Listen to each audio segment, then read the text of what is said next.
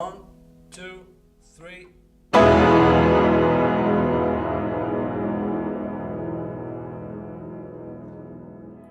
I don't have a name yet, but I was thinking Discordant Union because that's hilarious.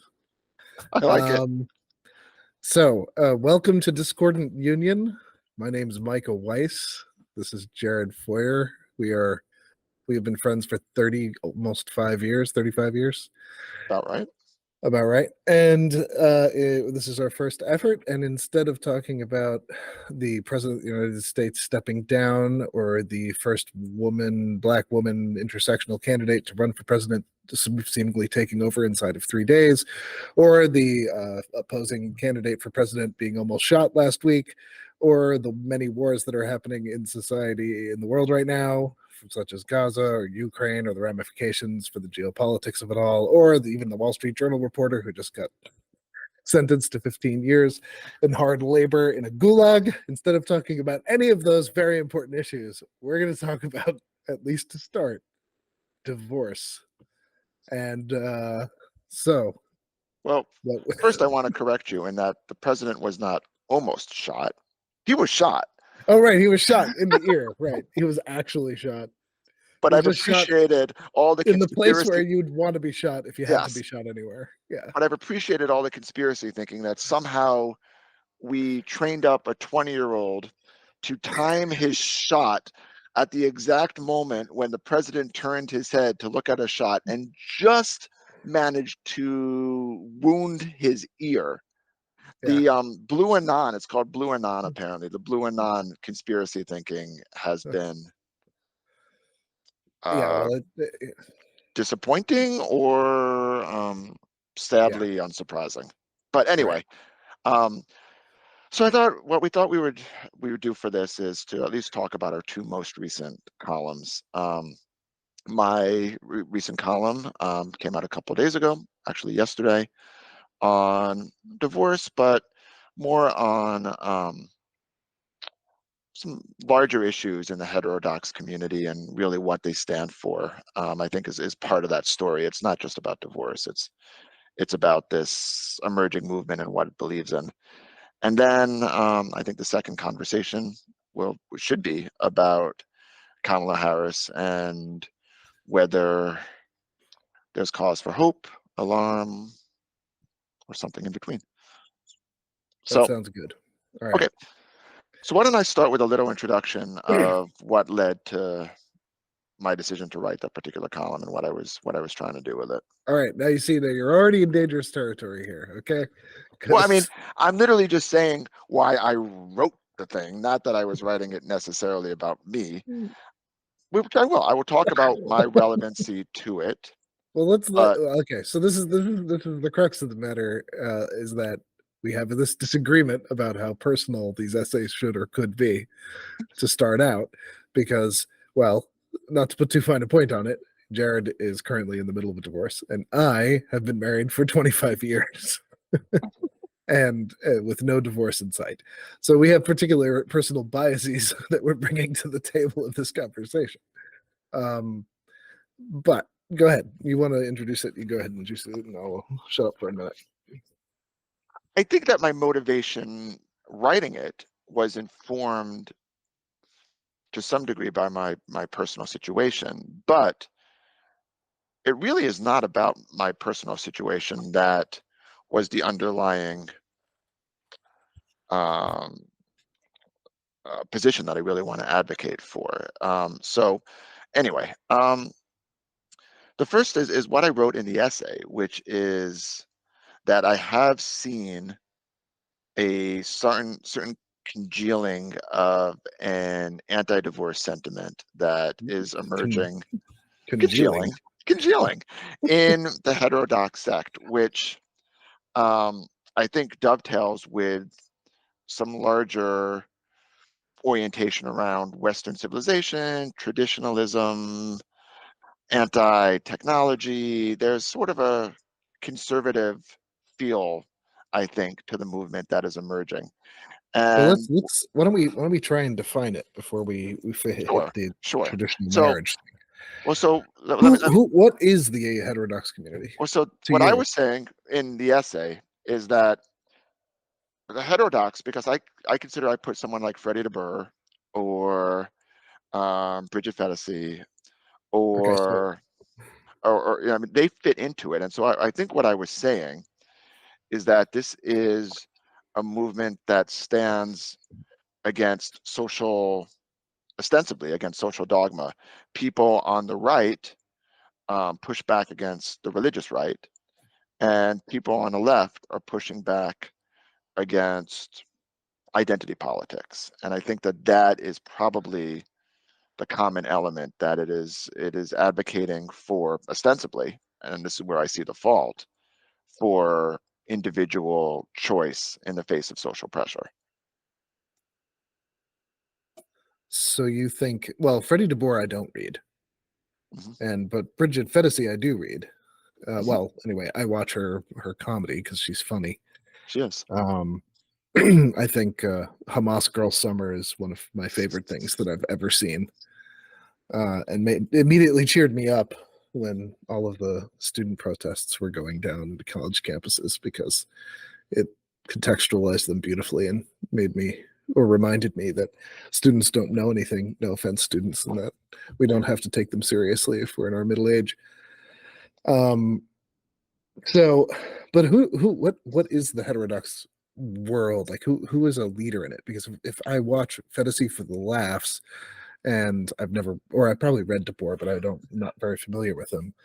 I think we have to sort of like figure out, what is it a movement at all? Could you even argue that it's a movement? Yeah, I mean, they have, the Heterodox Academy. I mean, I think Jonathan Haidt is probably the godfather of the movement. And I think you could see it emerging in the Yale protests about like Halloween, sort of the push Some around years ago. 2000, in like 2013, you started to see a little bit. They called it what? The dark, what was it? The intellectual dark web. That was what I was going to bring up. Yes, yes. I was going to say that the intellectual dark web is maybe what the heterodox community that you're talking about has grown into. And one of the things that was made in that original argument that it existed, the original article by Barry Weiss in the Times years ago, one of the points about it was that it doesn't have much in the way of a unified ideological position. It has many more things that it's against than it's for. Yes. So far, but I think that's so far. And that's what I'm seeing I'm seeing the beginning of an orientation around a certain element of traditionalism, not religious traditionalism, though there has been a lot of discussions about whether or not God is important and whether or not we've gone with liberalism too far and we've removed any sense of larger truth or higher powers, and that everything that we're seeing with Zoomers and with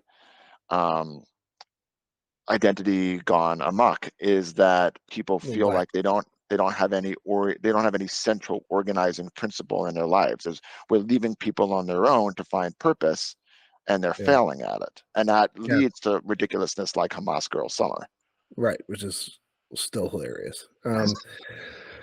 The thing I see with heterodox, actually, I think I'd say that there's a lot more religion in the heterodox people that I'm looking at than maybe you're looking at. Like, I was very impressed and shocked by Ellen Hersey Ali becoming religious all of a sudden. And sort of, but she's also said she doesn't really believe in God. Well, she was one of the atheists, and then she's written two very distinctly different articles about it. The one that got a lot of press and the one that didn't. And the one that got a lot of press was like a practical society was better in enough ways, kind of like religion is good for people argument. And also there was a little bit of the personal. The other one that I read about her was that there was something much more deeply personal happening. She just approached it in the first article, the one that got a lot of press, from a much more political, socio-political perspective. But if you add someone in like Jordan Peterson, who's got to be part of the heterodox community too, Mhm. then you'd have to say that religion is a huge part of it, because he talks about religion all the time and the extraordinary metaphors of the Bible. And I think actually he's at his best when he's away from politics and talking about the Bible. I'd Um, agree.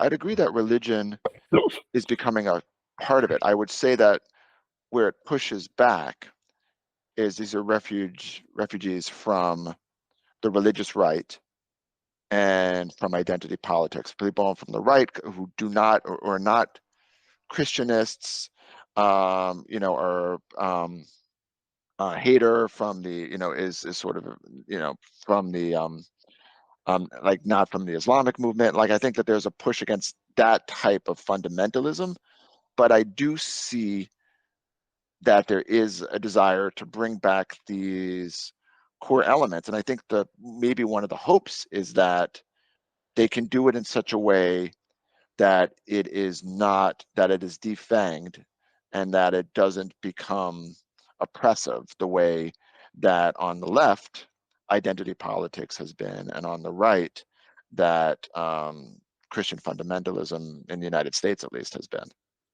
yeah.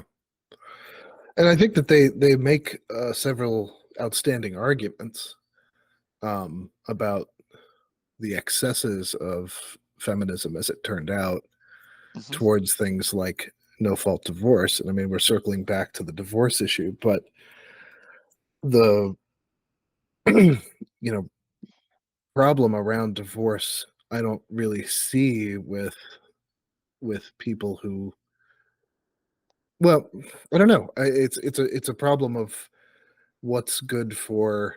This is sort of what we were talking about offline before we started recording this, which was a few days ago, which was like, what is a normative rule, and can we accept that there are normative consequences, general consequences, and then we can leave open, in my view, a space for people who are not going to align with the rule. Like, I think something the heterodox community certainly agrees with is that most people are heterosexual, right?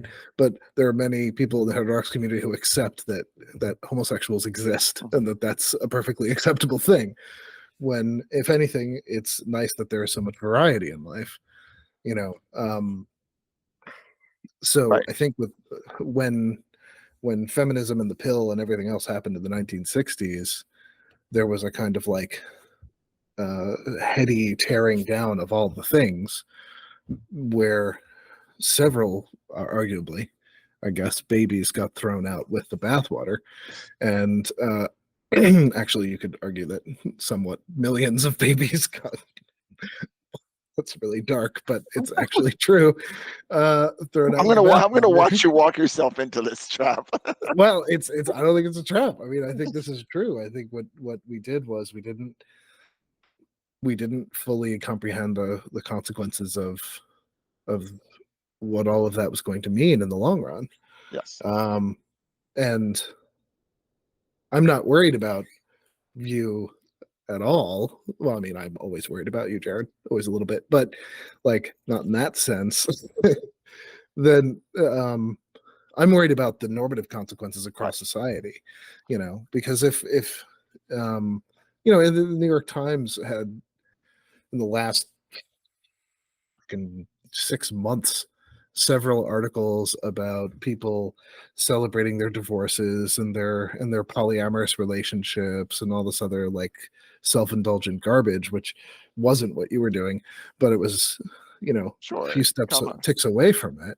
And Yeah. those people just came off as like the most bratty, entitled, affluent, bougie people to me, who don't have any appreciation for like the what is it, 50% of children born into single parent homes or something at this point in America, which is terrible for outcomes statistically across the board, and everybody knows it. there's So, there are I mean, yeah. societal wide consequences for these things, and like, Right. So you're anyway, go ahead. concerned. Well, so you're, yes, and the New York Times has certainly, in almost a way that's easily mockable, create like every week it seems they have a new article about Yeah. people discovering open marriages and polyamory, and it's become a running joke. I see a movement. I had thought the heterodox, the intellectual dark web, the whole sort of pushing back against both the excesses of religious fundamentalism and identity politics as being about the individual, about individual choice, and what I consider to be traditional liberalism. And I think what I'm seeing instead is that there's a inherent conservatism to it. There is an anti-technology. There is a society has become too permissive, that there are not enough structures, that people are not able to find purpose on their own. And I think that comes to a point on divorce where you had Sarah Hayter saying that her most traditional perspective is that there should be no fault divorce. And what that is advocating to me is, first of all, it's remarkable. The idea that we would say to somebody, you have to stay in a marriage, you do not have a choice, is to me deeply illiberal, and something that I think would be concerning if it was coming from, say, Pat Robertson. But when it's coming from in the House, we assume that it's not a fire. And I think that there are some deeply concerning trends that I don't think believe that people can make their own choices, whether it is about pretty much any factor of life. And I see that as a sort of the smoke around divorce. So that was the first thing that I wanted to raise, is that I think those who are starting to come to this understanding, this perception, and I agree it's not yet a formalized field, I'm worried that there is a liberalism to it, that there is a worry that the individual left to their own devices is not capable of making their own decisions, and that society will have negative consequences for it. Okay. And the second is just the very separate question. Well, there are two questions in there. I'm gonna have to have a pad Okay, of well, paper and go ahead and pick at those once I've set up that framing. And Sure. then the separate is the nature of divorce, and whether or not, with that are questions about whether or not when you have children, whether or not the parental needs and parental desires for their own life become subservient, and also whether or not there is another way to conceive of that. We can conceive of divorce not as a tragedy, not as a loss. And I think it should actually can connect quite nicely to our other topic of Kamala Harris, who is a stepmother, and Speaking of tragedies, does have a good relationship with the children, and that the children have actually said in interviews that the divorce was a good thing, and that they actually have a strong relationship with their stepmother, and that they do feel like in the end this all came together in ways that made them stronger. So those are all various points that I wanted to raise. okay, so that second part is interesting, and I think it's a different conversation. Let me address the first part first. First part, I think, of your first part was the idea of the heterodox community defending the individual, the intellectual dark web, whatever it's supposed to be. Yes. I think ultimately it is a defense of Western civilization as shot through the lens of, and this is very specific, but essentially Scottish Enlightenment individualism. So I don't think you're uncovered in that regard. You've got plenty of people. For instance, who was the woman, Sarah, that you mentioned? Hayter. Sarah Hayter. I don't even know who that is. Okay. But I do know who Douglas Murray is. And I'm fairly certain Douglas Murray is going to be on your side. And I think he's a little bit more important a personage than Sarah Hayter, though I don't know. You've got plenty of people in the heterodox community who are going to defend the individual to their dying breath, including probably me. But that is, what was the second part of the first part of what you said? I was making the point that there is there a fear in this growing movement that is not identity oriented and is not religious fundamental, but that it is also not willing to create a society where individual choice is celebrated as the highest achievement of society? Yeah.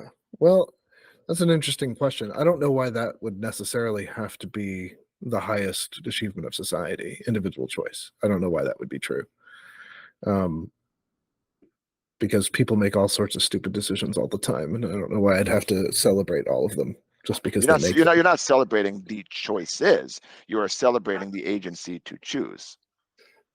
Nah, I mean that's like a weird spin on the I don't think it's term weird at all. freedom. I don't think it's I mean, weird at all. if you want to talk about freedom and liberty, I'm with you, and that's what we're talking about. So, Well, fine. then Let's celebrate tell me your thoughts on no society's fault, but tell me your protection. thoughts on no fault divorce then, right? Because that's individual Okay. choice.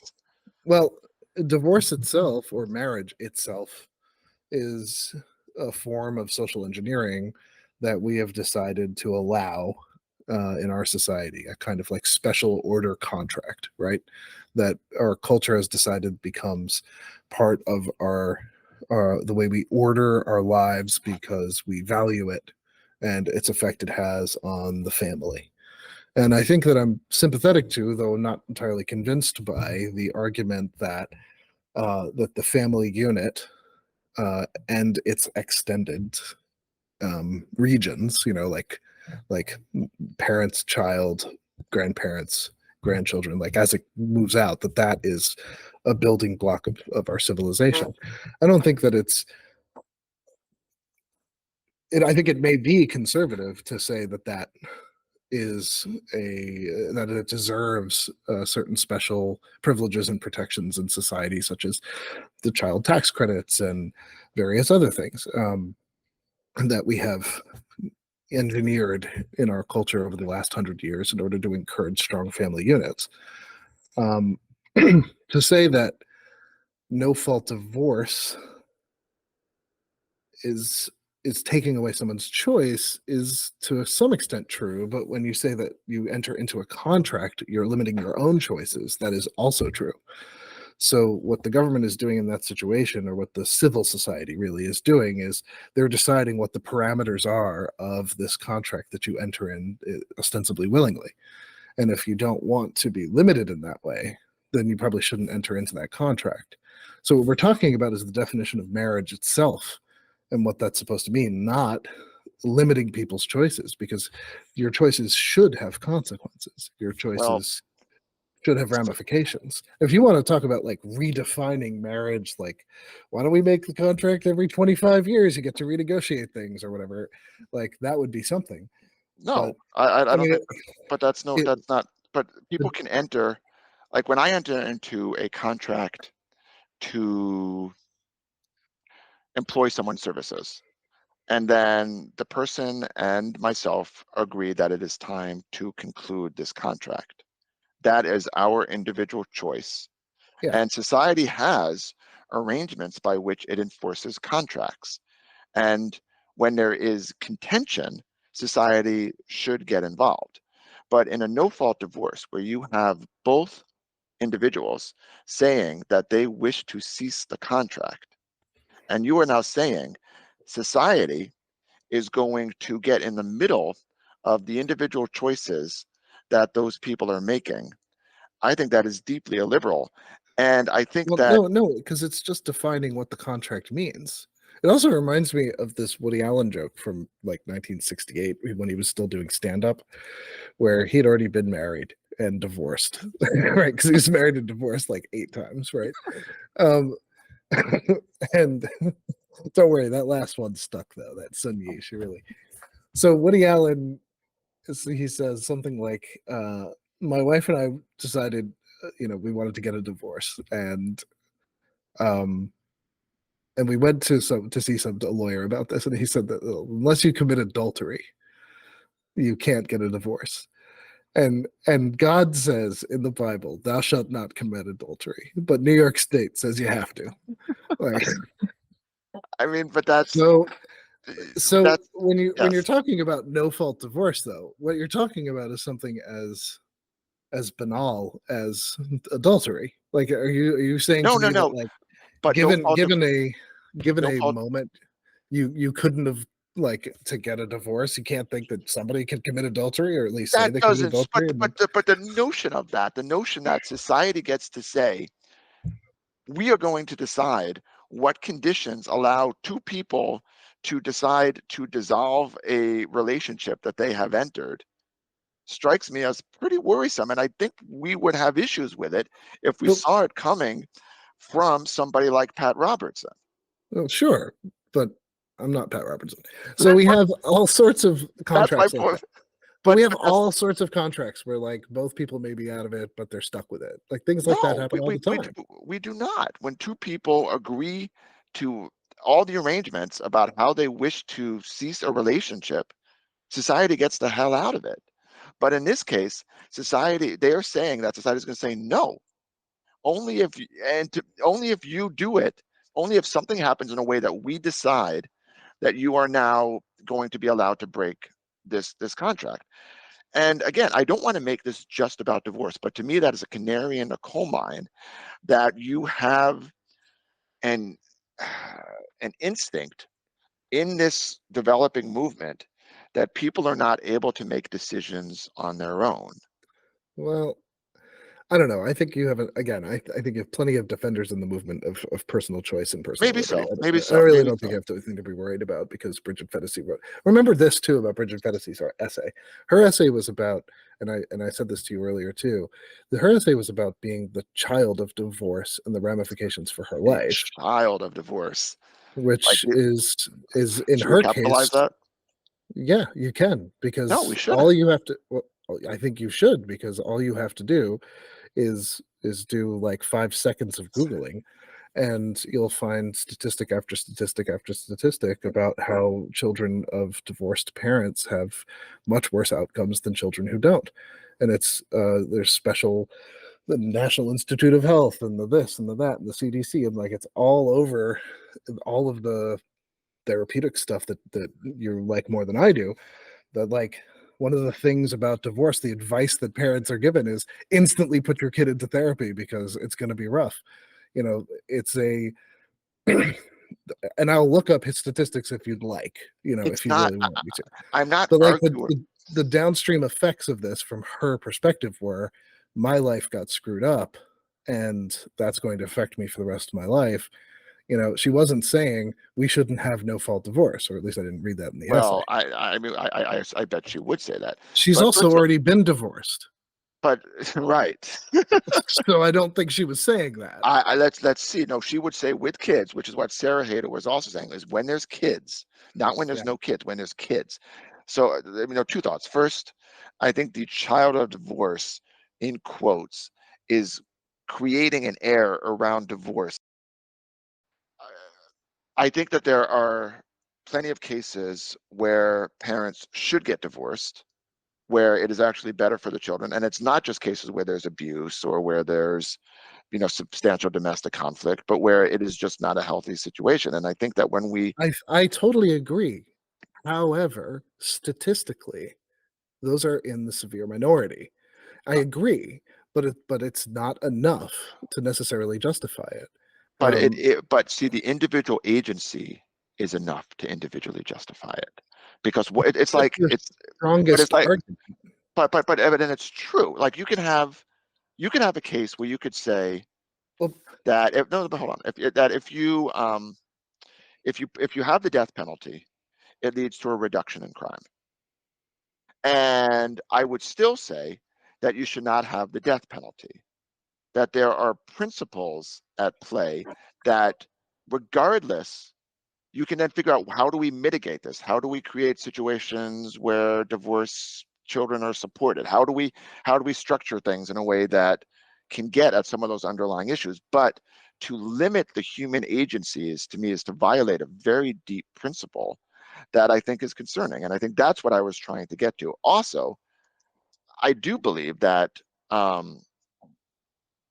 we have created pressure in society for people to stay married, where it is not leading to beneficial outcomes either for the parents or for the children. And I think that Well, that's we have all evidence to the contrary, though, Derek. but it does, but there's plenty of cases nonetheless, even if this majority of cases are that the children have worse outcomes, there still are plenty of cases where people are trapped in a situation where they don't want to be.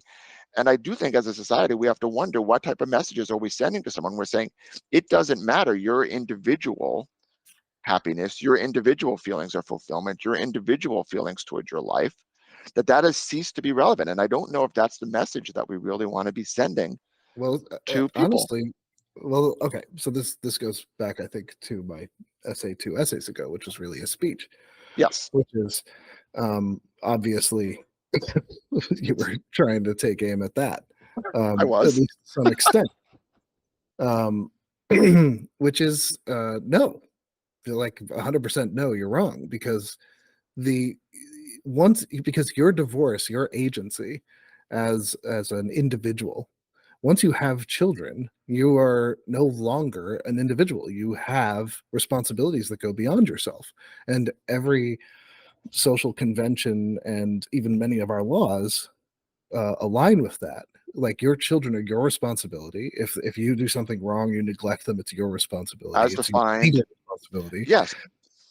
If you neglect them even emotionally, you will be looked down upon socially. You're considered to be, you brought them into the world, and you, until they are independent individuals themselves, you take responsibility for them. And that, so yes, you should be held to account for what goes wrong with them to some extent. But I am the best arbiter of what my children need. I do not like the idea of society getting in the middle of it. And also, I think, and I also think that you're creating this zero-sum dynamic, this idea that what the children need most is a consistent nuclear structure, as opposed to parents who are growing, parents who are feeling fulfilled, parents who are embodied in themselves. And I think that that's a really if you're going to talk like that, I'm going to throw up in my mouth. Well, I mean, it's true. If there's plenty of people we know who are married and unhappy, and I don't think that that's necessarily leading them to being great parents for their kids. Sure, they might stay together, but is that actually the best person to be raising the kids? Somebody who's deeply unhappy in their marriage? Look, you bring me your anecdotes and I'll bring you mine, and then the only thing we'll have to do is go back to the statistics. I'm not even doing anecdotes. I'm doing hypotheticals. No, because you did. Right, you're always doing hypotheticals. It's anecdotes or hypotheticals. Yes. I know plenty of parents who are in perfectly loving relationships who are actually pretty lousy parents. I know plenty of married couples who are absolutely on their journey of self-fulfillment and are fantastic parents. Nice tone. I'm not. We have to come up with normative rules. And you're right. I don't want the government or anyone else telling me how to raise my children. I'm a homeschooler, and there are plenty of people who are gunning for homeschoolers, especially on the left. That's a big thing right now. Is like there's these creepy little rumblings about homeschoolers being a problem. I don't want the government. I don't want the state telling me how to raise my children. However, I don't believe that there is anything particularly wrong with creating social pressure around people sticking it out, staying married, taking care of putting their children before themselves. They took responsibility in having children, and they should care for those children as best as they can. And statistically speaking, this is shown through multiple generations now that divorce is bad for kids as a general rule. Yes, you can't. I mean, you could run every red light and be like, statistically speaking, I won't get hit by a car coming across the street. But eventually, you can't live your life that way. But I mean, I heard the scorn in your voice when I started to talk about things like fulfillment and happiness and the idea, and I know it, and that's why you wrote, your piece. I mean, but I don't think that's. Well, hold up a minute. I wrote my speech because my graduating class of seniors voted for me to write a speech, and I gave it to them because I know them. Yes, and I gave it to them with my full heart. I didn't give it to them with scorn. No, but you have the fact that I make the point for the idea of you believe, or so you say, that the pursuit of happiness or fulfillment is a touchy-feely, narcissistic quest, and the point of life is actually to sacrifice yourself or to dedicate yourself to a higher cause. But I think that's quite a statement to make. And I think, and we're not going to get personal, but I don't know if you were, it's one thing to say that when you're generally. Really? We're not going to get personal when you just No, said, no, or but it's so one you thing. claim? But it's one thing to say that when you're generally happy with your life. It's another to say that to somebody when they're unhappy. None of this, none of my personal experience, and none of your personal experience, and none of anyone else's anecdotal lived experience has anything to do, really, with what we're talking about. When I see what we're talking about is two things.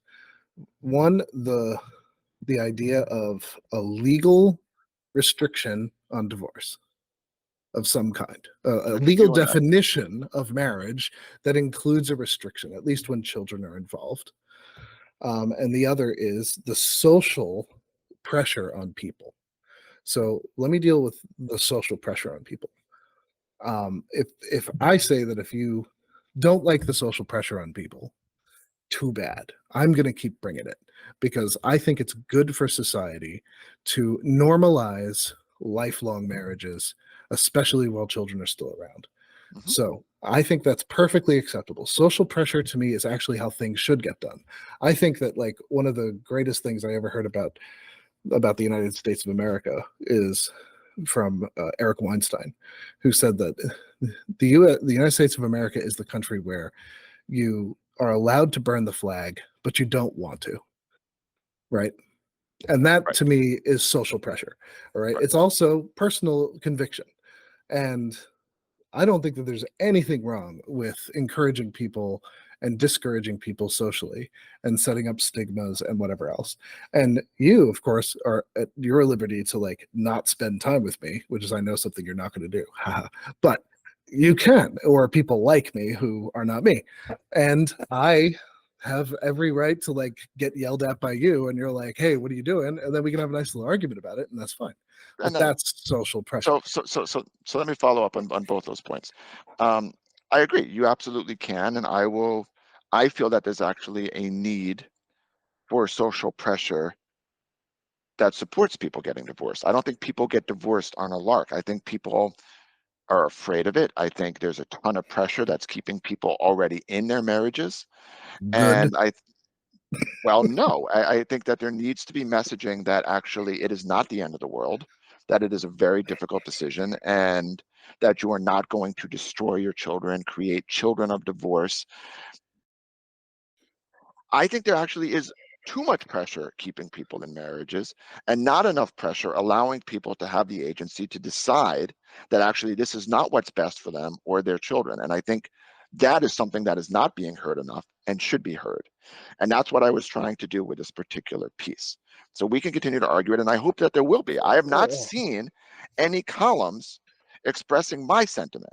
I've seen columns expressing your sentiment, particularly among the heterodox. So for me, the fact that I am the first person saying this is concerning to me. And that gets to the other issues that I wanted to raise, which we will talk Oh no about no at no no! another point I think one of the about problems.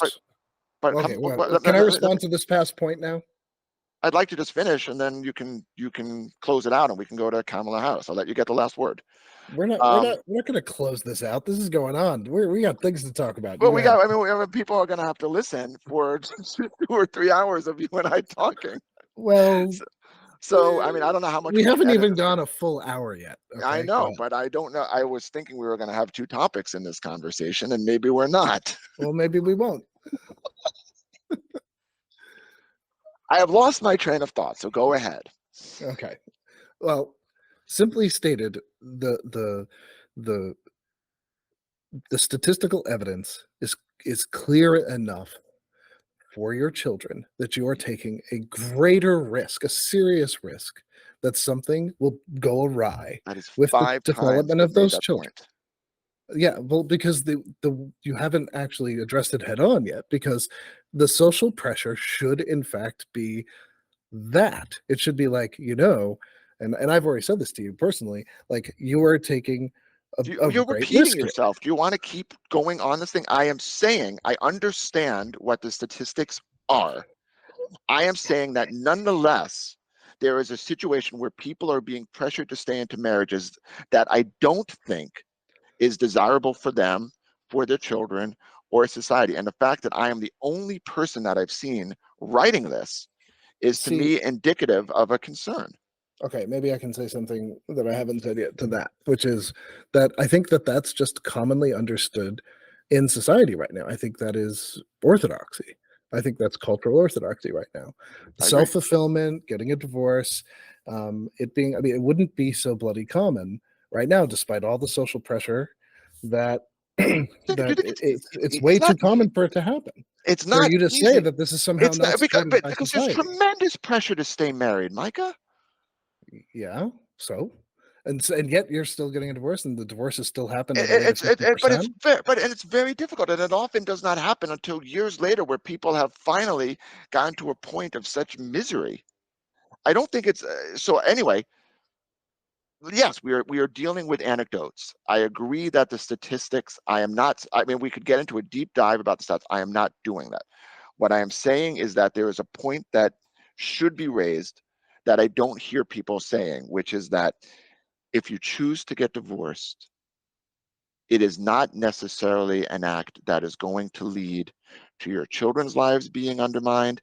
It is not necessarily an act that's going to lead to massive pain and disruption, but that it can be something that can lead to positive outcomes depending on how you do it. I think that enough thoughtful people say that when they're in conversation with people who are struggling with this. That I'm not so sure. I mean, I feel as if that should be true. If you're talking to a friend and they're going through this, I think that, first of all, putting a little pressure on them to think about deeply the reasons why when there are children involved, when there are other lives involved other than your own, getting them to have a good reason is not a bad thing. Having it be a very considered decision is not a bad thing and comes from social pressure. But being able to support your friend in a time of need, I mean, that depends on the kinds of friends. But I think you can do both. You can say, I agree, really, but but you can do both. Really think this through. But if you do it right, this can lead to greater happiness for everybody involved. That's a message that I think people who are going through this would really appreciate hearing. And I don't think that they're hearing it. Despite all the statistical evidence. They're not hearing it. They might do it anyway because they're so unhappy, but I don't think they're hearing it. And I'm not seeing it being written about. And well, that's because that's why I wrote normatively the column. speaking, it's a lie. It's the chances are against it. But it's not a lie. What I'm saying is, because in plenty of cases, it's not a lie. It's a general but rule. It's not. But It's also not. It's also true that you can have a divorce where you can have in the net positive outcomes. In a minority of occasions. Why do you keep inserting that line into it? Because I think it's important when you're talking about grand societal ramifications. It is not. I'm talking about to talk in normative terms. If we're going to speak in generalities and talk about how our society should be ordered, you're automatically talking about in general terms. You're not talking about the exceptions to the rule. You're talking about the rules. What should the rules be? I think it is completely fine to put both messages out. Make sure, but first of all, no one gets divorced lightly. They're not being like, oh, you know what, I woke up today and I'm going to get divorced. It's not. That is exactly the theme of the New York Times article that was published a month ago. It is. She woke up in the morning and decided to get a divorce. It takes. There are waiting periods. It is legal. You have to have a judge come in and say, I grant you the right to do this. It literally says granted. It is not something. Okay. I think I've made my point. You've made your point. That's fair. And we're certainly at the point where we can agree to disagree. We can agree to disagree.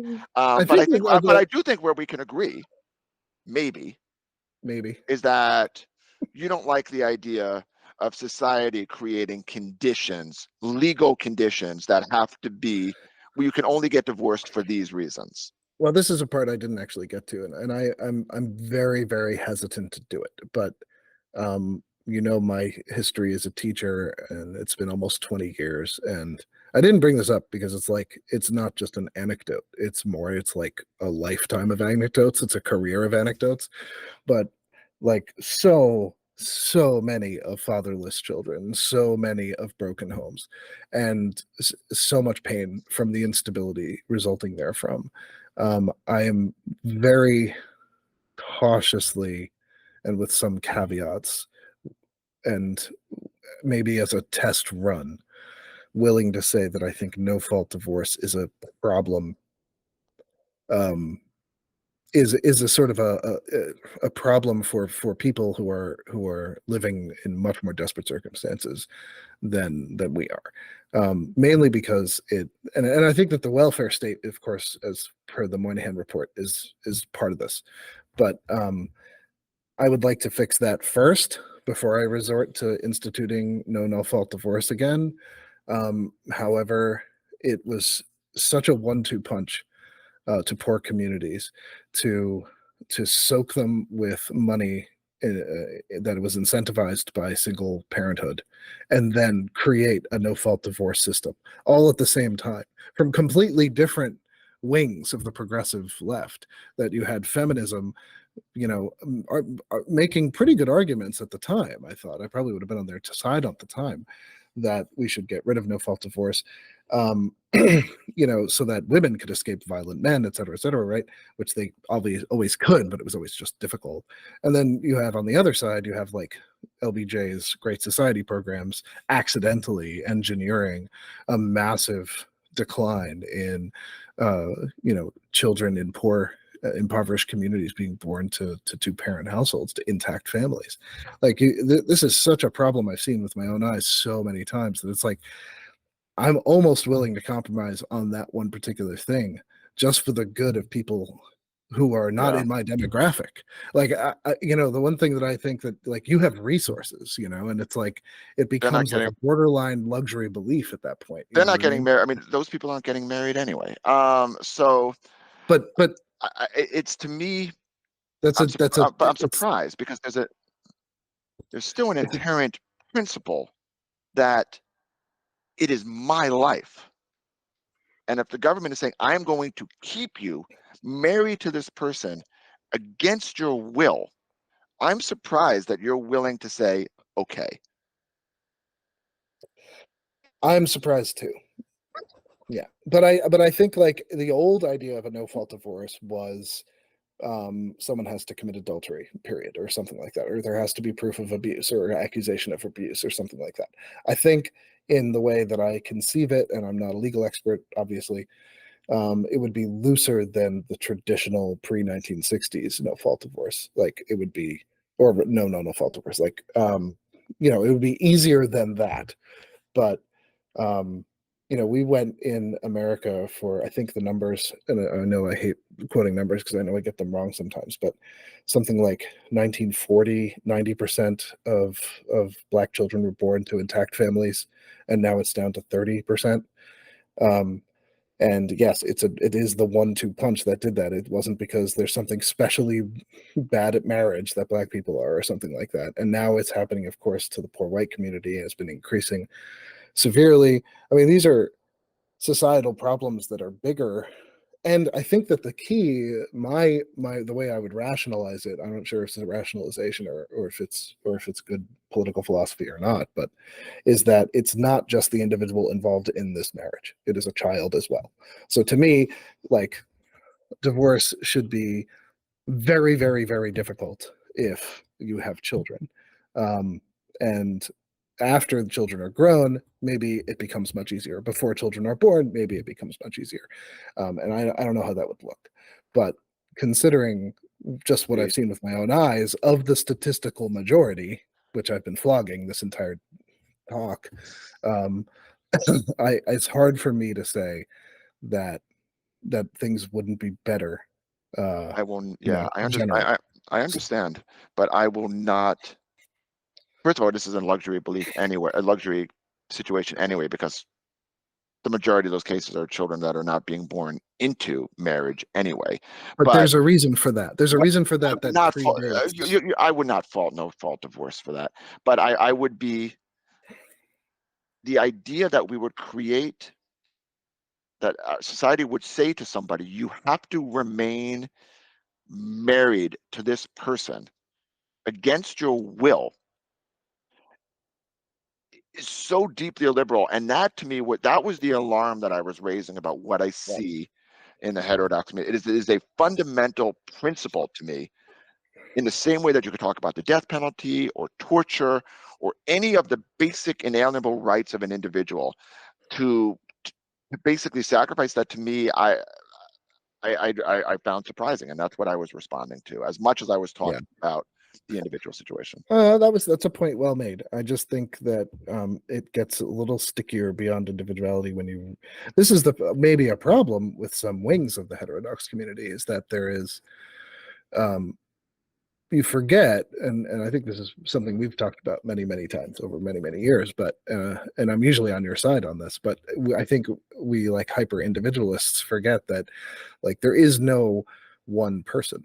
Like, it does not exist. Like, we live in a society and we depend on each other, and I am all for protecting the rights of the individual, absolutely, but I'm growing a little bit more hesitant to sanctify the individual because of how important interdependence is. It's a terrible thing to say, but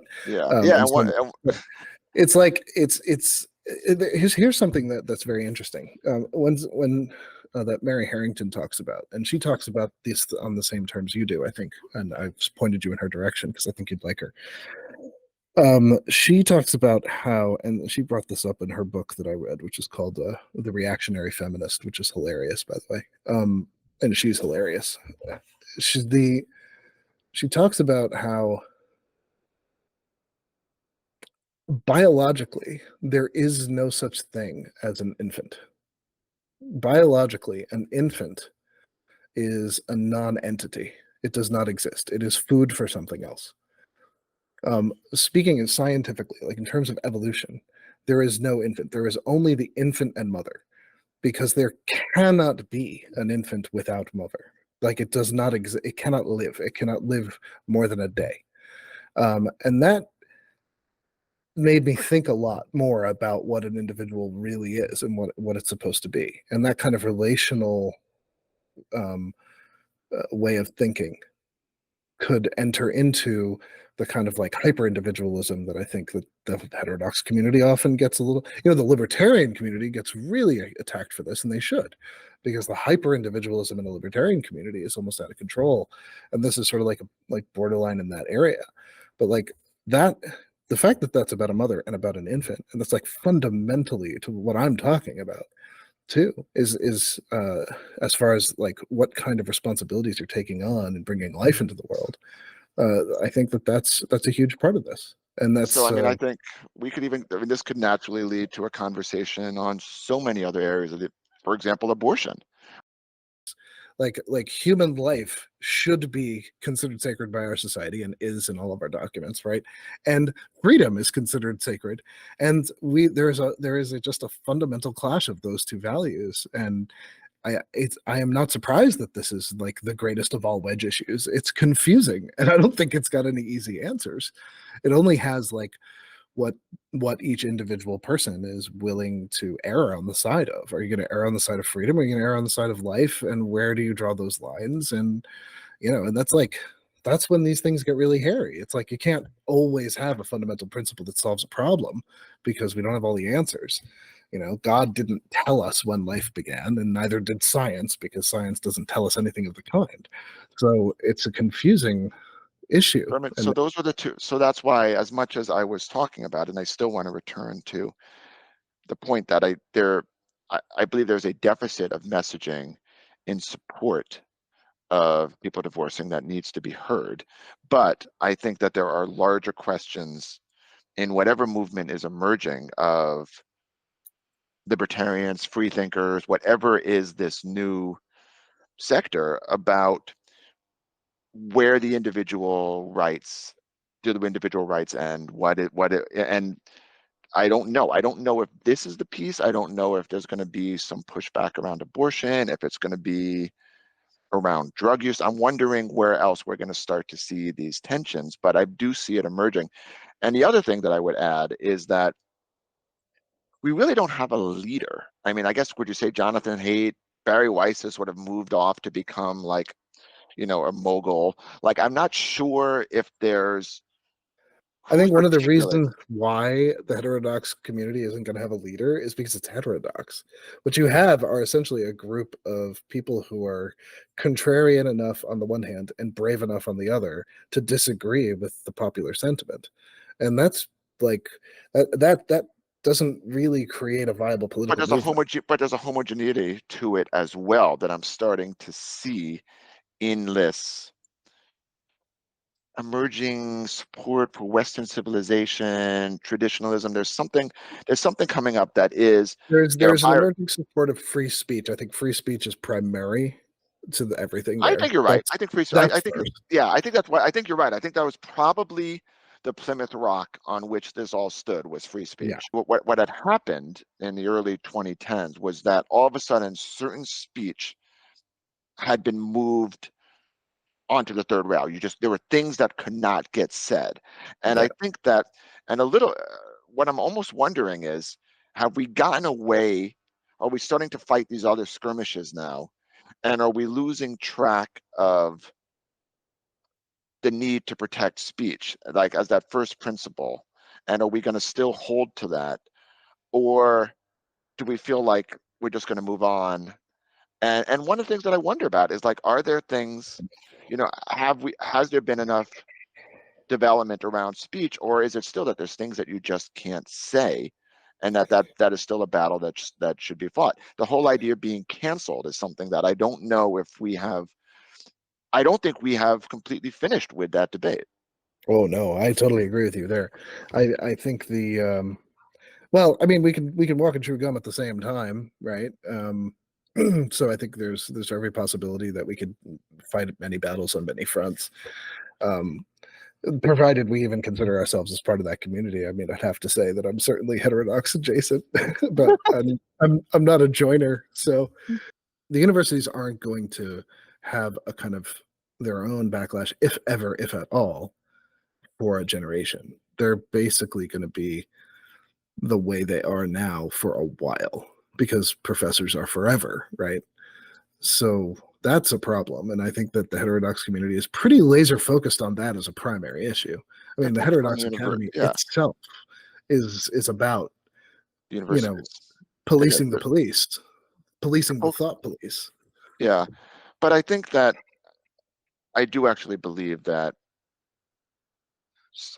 canceling is a major problem. Even as you and I are writing these columns and having this conversation, it's still something in the back of my head that if I say the wrong thing or the wrong person hears something, that it can have a literally end my livelihood. Mhm. And I don't know. That to I, me, I actually, talk I'm in about social. education, buddy. Yeah, talk about social, and I'm in the nonprofit field. Talk about Yeah. social pressures. That to me is probably one of the worst developments of the 21st century, is the idea that if you do not like what somebody says, you can create pressure on them to lose their livelihood. I don't. It happened. I don't know when everybody agreed that this was something that was allowed, but in fact, I think it. Yeah, actually, I think without much equivocation, it is probably the worst social development of this century. Is the idea that that we grant people, we reward people, we give them followers, if they go after people to get people fired. It is supported. It is the scarlet letter. We are allowing people to be, in the stocks again, and that is not a battle that has been won. That is a battle that is still being fought, or is it, Still or being moved fought. on Yeah. from. Yeah. We agree 100% on that. Yeah, I should write Yeah. about that. Yeah.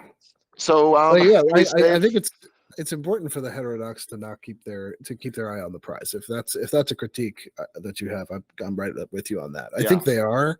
I For the people like Jonathan Haidt in particular who are running things. Look, Jonathan Haidt is my personal hero. I'm a teacher. You know, I called this mental health stuff with the cell phones a decade ago. You know that you were there. The fact that Jonathan Haidt was out there doing the social science with others to help me look smug and the know-it-all 10 years later is just lovely. But at the same time, it's also like these kids are freaking sick, you know, like we made a huge mistake and we need to start fixing it. But there's so many problems right now that are weird. They're weird problems of affluence and wealth that we have, and that's something too we should keep in mind. That like we have so much stuff, we have so much time, we have so many distractions.